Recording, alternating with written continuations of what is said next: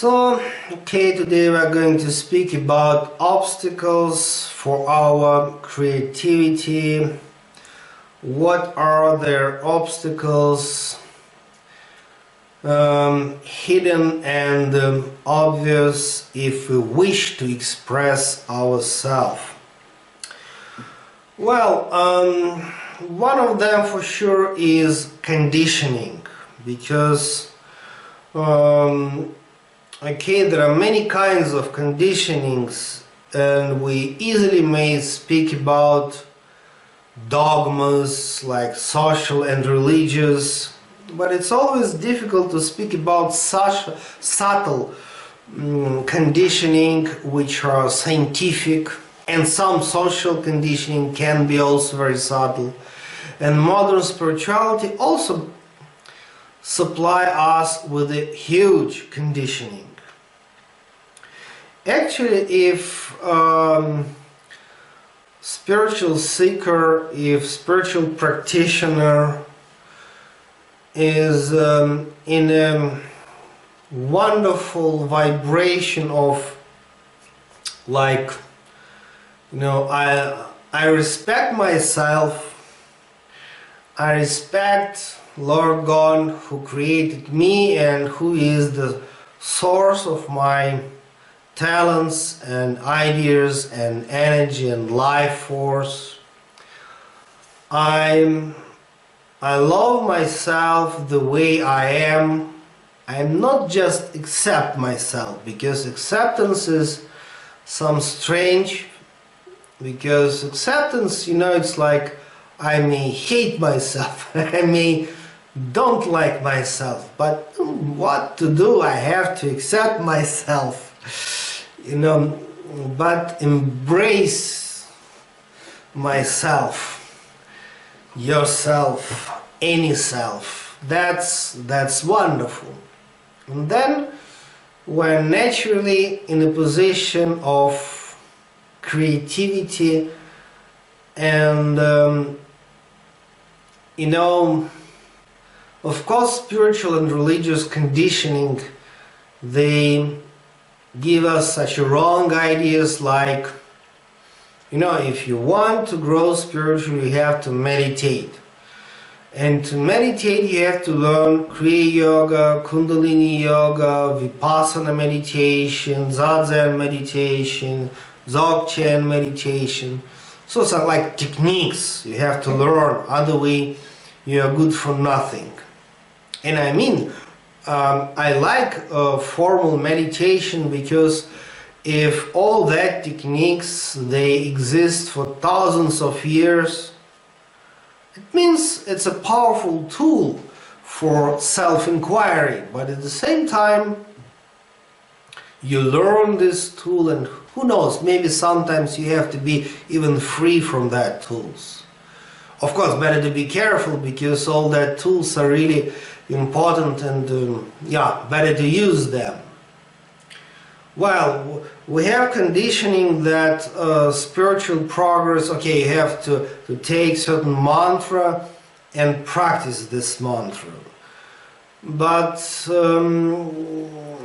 you know, actually whatever happened with us can be tool for the spiritual evolution. I mean dance, I mean art, I mean poetry, and there is no any contradiction between practicing, let us say, Kriya Yoga meditation, okay, bija mantra, and at the same time to use whatever personal way to express yourself, to be in a stream of creativity, in a stream of self-inquiry, and then it can be art, poetry, music, dance, and we really have to love ourselves. Yeah, we have to love and respect and embrace ourselves. And what comes from us. Yeah, what comes naturally, we have to let it come, because self-realization It's not something dry, religious, like let us take orange dress like we are, let us repeat Sanskrit mantras which we like. And it can be whatever, self-realized, self-actualized people like, Dr. Wayne Dyer, one of my favorite philosopher. He was speaking a lot about importance to be self-actualized. Sometimes we create really dry and dead picture of saints, and then we try to follow this dry and dead picture of saints, and that dry and dead picture of saints we receive as conditioning from Christian religion, from Hindu religion, from Buddhist religion. Everywhere we have these icons of saints, and we wish to be good guys, and we wish to be saints. It means we wish to be like them. But the point is that that's just our fantasy, our social fantasy about what does it mean to be saint. And to be self-actualized, it's a very Western approach. And it's cool, it's huge. Because, it means maybe even more than enlightenment. Because actually, if you're self-actualized, it means you are let this absolute consciousness to express itself through whatever, including family life and children, including whatever you can create, do good and beneficial for the people. So it means if we try to, it's very easy to speak about oneness, it's very easy to speak about Advaita, non-duality, but it's very difficult sometimes to live life according to the oneness. Not according, even that is not proper to say like that, but just to stay in oneness, to live in oneness, it's very difficult. It's very easy to speak, to preach. Because to be in oneness means, okay, nothing wrong if somebody is monk or nun, whatever, Hindu, Buddhist, Christian, and nothing wrong if somebody is a family person. Nothing wrong if somebody is, very active in business and financial stuff. Nothing wrong if somebody is doing some art. Everything is the part of this creation. And it means, if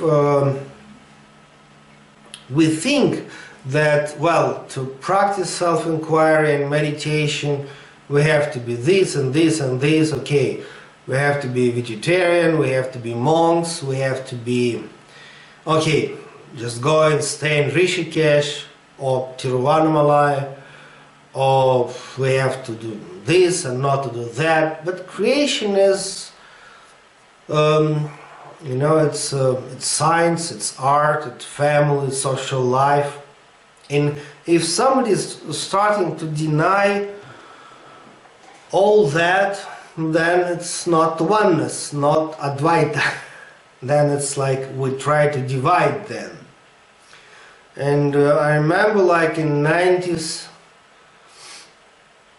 when Satya Sai Baba told me that this social life, this social reality is also created by God and it's divine. It's also a stage for the spiritual evolution, and it was kind of totally nonsense for me, because for me it was what kind of nonsense you're talking about? We have to take Rudraksha Japamala and go to the well, Himalayas and practice mantra, what kind of social life, but it's also part of divine creation. And of course, it's extremely difficult, but we have a great masters who are examples. Okay, let us mention names like Ramakrishna Paramahamsa, one of my most famous example of spirituality, but you know, he was a monk. He was strictly against family life, in a sense, sex, and he was not able even to touch money. Okay, maybe that was his pathway to truth, but that's not the point, because now people try to be like Ramakrishna and okay, no sex, no food, no money, I'm Ramakrishna. But you are not Ramakrishna. Ramakrishna, the point was that he was meditation practitioner, and he was like, you know, this wonderful stories like his main guru Swami Totapuri came to him and he gave him, you know, all that instructions in Advaita philosophy and meditation, and Ramakrishna was meditating on a midbrain, and then he jumped into the huge samadhi experience. That was the point. Not that to touch or not to touch money and family life. Of course, his teaching was strictly against family life, material stuff, social life, strictly against. But that's not the point. The point was that he was devotee of God, he was meditation master. Okay, maybe personally for him that was necessary to deny everything. At the same time, when Ramakrishna was practicing in Calcutta, East India, East part of India, in Varanasi, Lahiri Baba was family person, 5 children as far as I remember, 2 sons, 3 daughters. Normal family life. He was a counter in a British military office.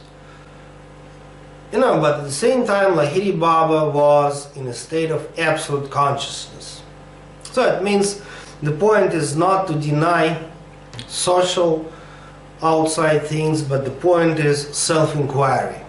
And if it is helpful to deny everything, stay naked somewhere in Arizona or in Himalayas, welcome.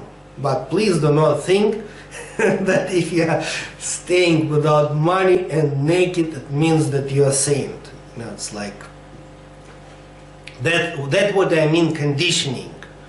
People take orange dress, Rudraksha Japamala, and proud that they are good for nothing. They are poor, broken, but spiritual. That's not the point. You can be, you know, you can be a very happy person and no money for you. It's okay. There are many rich people with the depression and suffering. That's not the point to be rich or poor, but the spirituality is about self-inquiry.